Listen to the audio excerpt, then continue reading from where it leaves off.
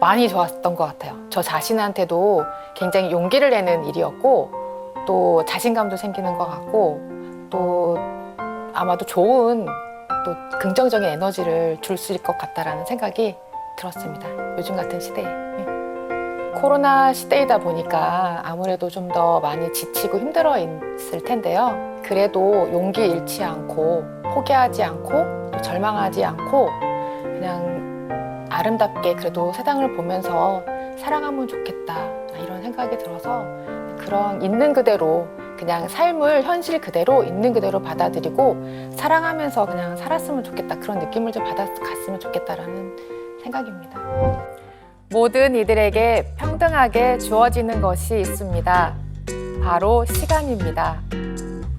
우리는 태어나서 죽음에 이르기까지 모든 시간을 살아갑니다. 탄생부터 죽음 사이에는 많은 것들이 있는데요. 캐릭터인 나라는 사람이 만들어지기까지 수많은 기회와 도전, 그리고 선택이 있습니다. 시간이 지나면 되돌릴 수 없는 과거가 되고 앞으로 다가올 시간은 미래라고 하죠. 그래서 지금 이 순간 현재는 참으로 귀중한 시간이라고 할 수 있습니다.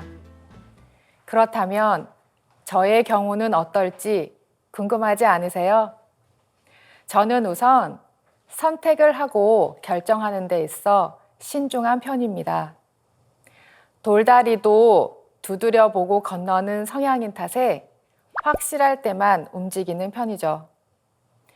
그런데 살다 보니 삶이란 내 생각대로 또 내 계획대로만 되는 게 아니란 걸 알게 되었습니다. 그렇기를 반복하다 깨달은 것은 마지막 시간입니다. 저는 마지막 시간을 생각하며 매 순간을 마지막 순간처럼 깨어서 살고 싶습니다. 여러분은 하루 24시간을 어떻게 느끼며 살아가고 계신가요? 1분 1초 지나가는 시간에 집중하고 귀 기울여 보신 적 있으신가요? 아직 한창 때이고 또 모든 것이 현재 진행형이라서 멈춤이라는 것에 익숙하지 않으실 겁니다. 하지만 저는 하루 한순간이 매우 값지고 또 언젠가 마지막일지도 모를 삶의 시간을 보내고 있는 이들과 함께 하고 있습니다. 오랜 시간 병으로 지치고 아픔을 느끼는 분들이 마음을 치유하고 저마다 다른 기억이 있는 삶의 단편을 후회 없이 또 누구도 홀로이지 않게 하기 위해서 도움을 드리고 있는데요. 저의 사도직 소명 궁금하지 않으신가요? 제 소개가 늦었습니다. 안녕하세요. 저는 샬트르 성바오로 수녀회 소속이고 여의도 성모병원 호스피스 완화의료 센터에서 간호사로 근무 중인 조진희 루시아 수녀입니다.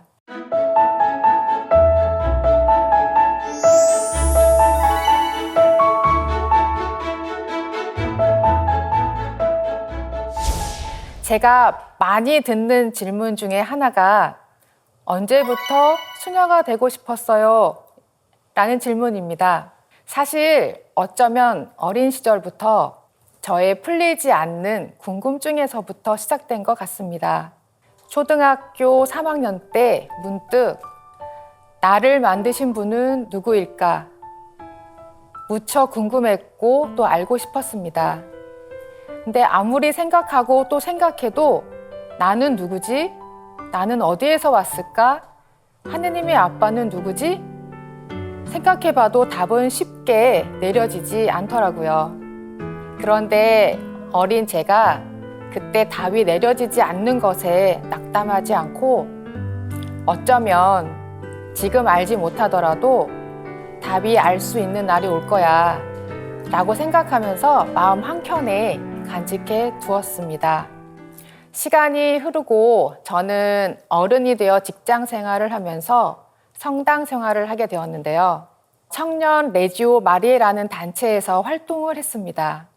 기도와 봉사 활동을 하면서 마음 저 깊은 곳에서부터 올라오는 소리를 듣게 되었는데요. 그때부터 저는 수녀원을 찾기 시작했고, 그런데 수녀원 찾기가 쉽지만은 않았습니다. 그러다 우연한 기회에 명동에 있는 샬트르 성 바오로 수녀회에 방문하게 되었는데요. 그게 기회가 되어 입회하게 되었습니다. 그때 저의 나이는 만 28살이었어요. 1년만 늦었어도 그때 당시 나이 제한에 걸렸을 거예요. 수녀회를 처음 방문했을 때 저는 평생 잊지 못할 기억이 있는데요. 처음 들어섰을 때 나를 잡아 끄는 무언의 힘이 있었어요. 아직도 생생히 기억이 나는 건 저를 사로잡은 그 무언가에 매료되었다는 거죠. 조심스러운 마음으로 수녀원 정문을 열고 들어서는데 현관 수녀님께서 환한 미소로 맞아주셨어요. 저도 어색하게 수녀님과 인사를 나누고 고개를 들어보니 큰 나무에 살짝 가려져 보이는 오래된 고딕식 건물이 보였는데요. 시간과 계절의 흐름을 보여주는 건물과 또 건물 위쪽에 모셔져 있는 바오로 사도 성상을 보는 순간 환한 빛 속에 있는 것만 같았습니다. 아주 잠깐이었지만 잊을 수 없는 기억입니다. 고풍스러우면서도 아름답고, 그리고 그 나무 아래에 편안히 쉴 수 있는 포근함이 저를 감싸는 것만 같았어요. 샬트르 성 바오로 수녀회와의 첫 만남은 이렇게 시작되었습니다. 수녀회 입회, 수련 수녀로, 그리고 유기서원을 거쳐 종신서원을 했는데요. 여러분은 수도자에 대해 얼마나 알고 계세요? 수도자는 정결, 가난, 순명을 서원하고 예수님을 따라 복음 삼덕을 사는 사람들입니다. 그런데 종신서원하기 전에 저에게 또 다른 소명이 주어졌는데요. 저에게 주어진 소명은 바로 환자분들을 돌보는 일이었습니다. 그 당시 저는 광구장 수녀님의 요청에 엄청난 응답을 했습니다. 제 능력을 생각하면 무척 어려운 일이나 하느님께는 불가능이란 없다고 믿기 때문에 해보겠습니다. 라고 응답을 했습니다. 처음에는 솔직히 부담스러워서 머뭇거렸어요. 잘 해낼 수 있을까? 라는 두려움과 불확실함에 대한 불안감이었는데요. 저는 하느님께는 불가능이란 없습니다라는 말씀을 되새기면서 기다리는 법을 배우기 시작했습니다. 뒤늦게 간호 공부를 마치고 새내기 간호사로 근무하면서 보람도 많이 있었지만 다양한 사람들을 만나면서 힘들 때도 있었습니다. 병동에서 흰 수도복을 입고 간호 업무를 할 때 어느 환자 보호자분께서 제게 들으라고 이렇게 얘기를 하더라고요. 요즘 같은 시대에 수녀가 투잡을 떼어도 돼? 저는 정말 깜짝 놀랐어요. 그래서 수녀는 직업이 아니에요 라고 대답을 했습니다. 또 중환자실에서 근무하고 있을 때 제 흰 수도복을 많이 보시는 분이 계셨는데요. 그분이 한참 뚫어져라 보시다가 저한테 다가와서는 어느 학교 교복인가요? 그래서 저도 모르게 웃음이 나서 참을 수가 없었는데요. 아, 이분은 수녀가 뭐 하는 사람인지, 아니 그게 아니라 가톨릭을 모르는 사람이구나 라는 생각이 들었습니다. 생명을 살리기 위해 촉각을 다투는 중환자실 근무에서 가톨릭에 대해 자세히 설명할 수는 없었지만 내가 이 수도복을 입고 근무하는 것만으로도 복음을 전할 수 있구나라는 생각을 하게 되었습니다. 저는 중환자실, 수술실, 그리고 일반 병동 이렇게 다양한 곳에서 간호소임을 했는데요. 다양한 부서에서 질병으로 고통받는 분들과 함께하면서 안타깝게 느낀 것은 가장 의미 있게 보내야 하는 삶의 마지막 시간을 조절되지 않는 통증 때문에, 그리고 가족들과도 더 많은 시간을 갖지 못하고 고통만 겪다가 준비 없이 죽음을 맞이하는 분들을 보는 것이었습니다.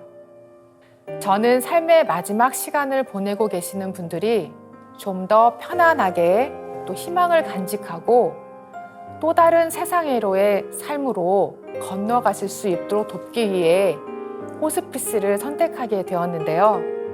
물론 이런 결정을 내리기까지 예수님께 기도를 많이 하고 용기를 청했습니다.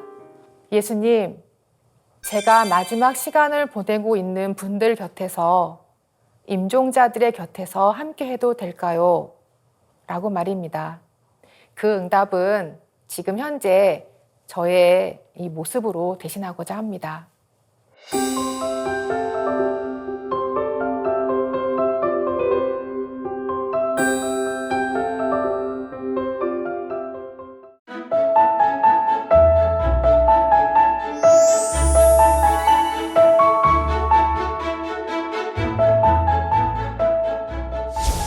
호스피스라는 곳에 대해 대다수의 분들은 죽기 전에 가는 곳이라고 표현을 많이 하십니다. 또는 죽으러 가는 곳이라고 말을 하는데요. 한 번은 이런 일이 있었습니다. 저희 병원 호스피스 병동 출입문 위쪽에는 호스피스 완화의료 센터라고 적혀 있는데요. 휠체어에 앉아있던 어린 하나가 호스피스 병동 앞에서 호스피스라는 글자를 소리내서 읽더니 아빠, 호스피스가 뭐야? 하고 질문을 하더라고요. 그랬더니 아빠는 아이의 몸을 휙 돌리면서 너는 저런 거 몰라도 돼. 저기 들어가면 못 나와. 이러는 겁니다. 호스피스에 대해 설명을 해주고 싶었지만 상황이 여의치 않아서 그냥 아이에게는 미소로만 답을 지었던 적이 있습니다. 그러면 여러분은 호스피스 완화의료 얼마나 알고 계시나요? 호스피스 완화의료란 치료의 가능성이 없는 환자와 그 가족을 사랑으로 돌보는 일입니다. 이곳에선 남은 여생 동안 인간의 존엄성과 높은 삶의 질을 유지하면서 살다가 평안한 죽음을 맞이할 수 있도록 돕고 있는데요. 신체적, 정신적, 심리, 사회적, 또 영적 돌봄을 충족시켜 삶과 죽음의 질을 높이고 사별 가족의 고통과 슬픔을 경감시키기 위한 호스피스 완화의료팀의 총체적 돌봄이라고 할 수 있습니다. 호스피스 완화의료는 3가지 유형이 있는데요. 첫째는 입원형 호스피스, 둘째는 가정형 호스피스, 셋째 자문형 호스피스인데요. 입원형 호스피스는 말기암 진단을 받은 환자를 대상으로 병동에 입원해서 호스피스 서비스 돌봄을 받게 되고요. 가정형 호스피스는 환자의 가정에서 호스피스 서비스 돌봄을 받게 됩니다. 그리고 자문형 호스피스는 일반 병동이나 외래에서 의료진의 진료를 받으면서 이용할 수 있습니다. 말기암 환자분들이 인간다운 품위를 지니고 새로운 희망을 잃지 않도록 하기 위해 통증 조절 및 증상 관리에도 최선을 다하고 있습니다. 호스피스 완화 의료에 대한 올바른 지식과 긍정적인 의식을 가질 수 있도록 암성 통증 관리, 마약성 진통제 바로 알기, 증상 관리 교육, 임종 교육 등을 하고 있습니다. 제가 당부드리고 싶은 건 호스피스는 삶의 희망을 포기하는 것이 아니라 마지막까지 잘 살기 위해 현재 가장 필요한 치료와 돌봄을 충분히 제공하라는 것이죠. 제가 호스피스에 대한 공부를 하면서 그리고 호스피스 병동에서 생의 마지막 시간을 보내시는 분들을 보면서 지금 내가 살고 있는 삶의 모습이 나의 마지막 모습과 크게 다르지 않을 것이다라는 생각을 했습니다. 그래서 저 역시 평소에 잘 살아야겠다라는 생각을 하게 되었습니다. 죽음이라는 것이 직감적으로 다가올 때 많은 분들은 두려움에 힘들어 하십니다. 그럴 때면 저희에게 많은 도움을 요청하시는데요. 그것이 기도이던 아니면 보살핌이던 어떤 유형이던 간에 저희는 가장 행복한 마무리를 하실 수 있도록 노력을 아끼지 않고 있습니다. 저희 병원 호스피스 병동은 4인실 그리고 1인실로 구성되어 있는데요. 병동 재원 일수는 60일이고 그 이후에는 다른 호스피스 전문 기관으로 전원을 가시게 되는 경우도 있고 또 집으로 퇴원하시는 경우도 있습니다. 거의 2달 동안 함께 시간을 보내는 건데요. 요즘은 코로나19 바이러스 감염증 확산으로 어려움을 많이 겪고 있습니다. 삶의 마지막 시간을 보내는 환자분들과 가족분들이 자유롭게 면회를 할 수 없는 상황이에요.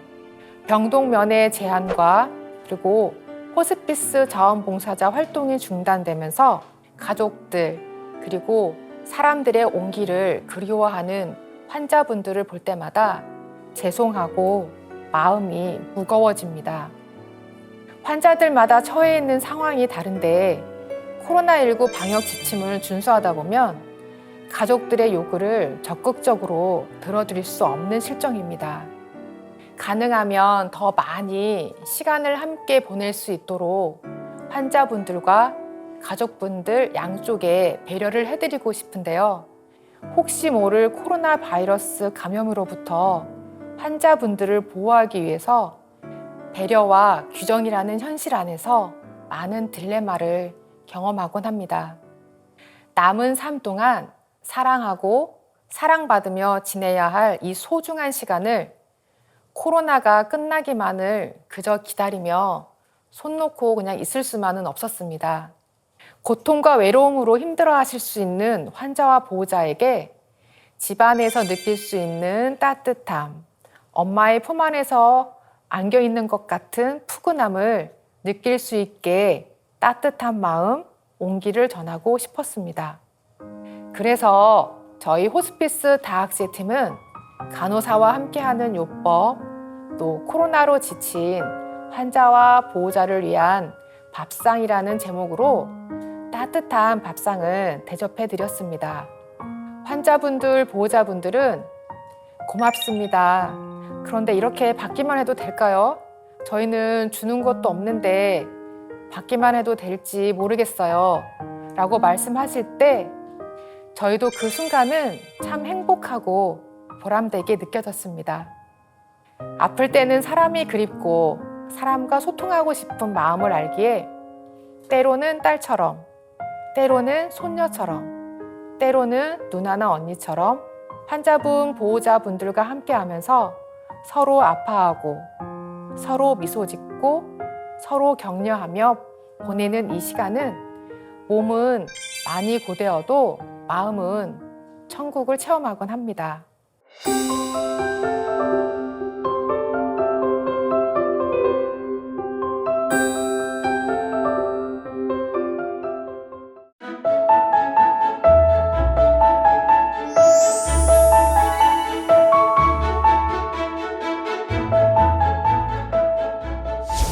마지막 시간을 잘 준비하기 위해 저는 이 말씀을 떠올리곤 하는데요.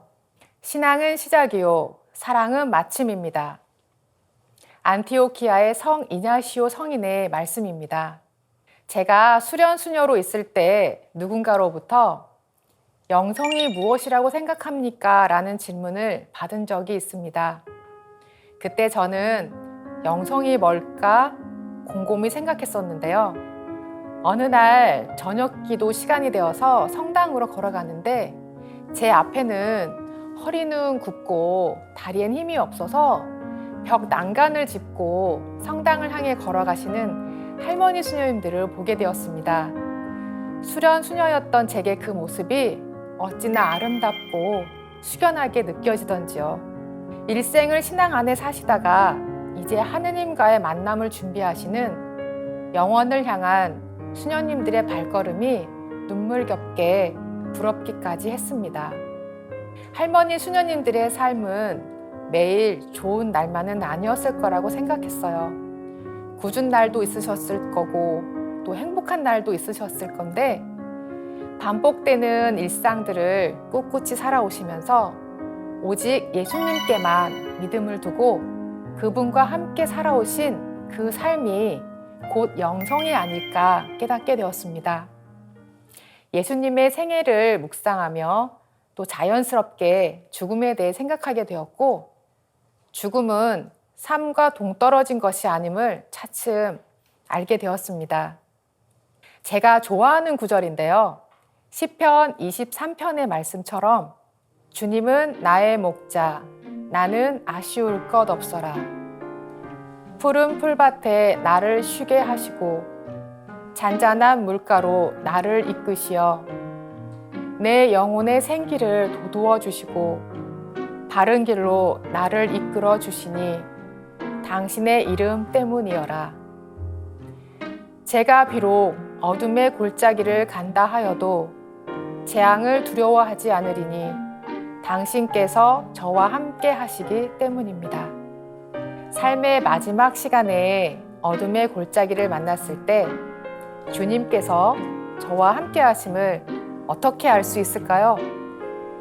살면서 예수님을 알지 못했는데 과연 마지막 시간에 예수님을 알아볼 수 있을까요? 저의 생각에는 이럴 때야말로 하느님의 자비를 믿어야 할 때라고 생각합니다. 십자가에 달리신 예수님 옆에 있었던 우도처럼 말입니다.